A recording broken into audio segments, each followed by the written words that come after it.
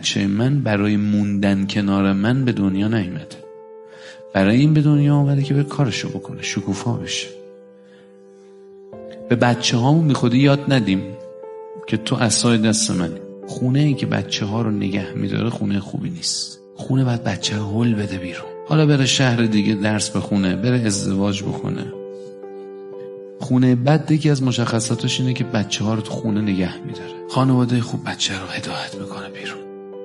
اکثر ما این شانس رو نداشتیم که توی خانواده، چون پدر مادر ما تحصیلاتشون محدود بوده، همه‌شون با اطلاعات محدود ما رو بزرگ کردن و اینم کاملا طبیعیه.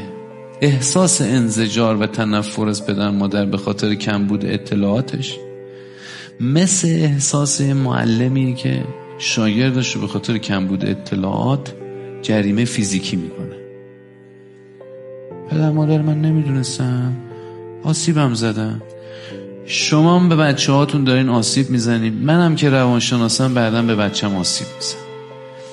یه بخشی از رابطه والد فرزندی آسیب هایی، ولی کتمان این که من از پدر مادرم آسیب خوردم جلوی درمان رو میگیره.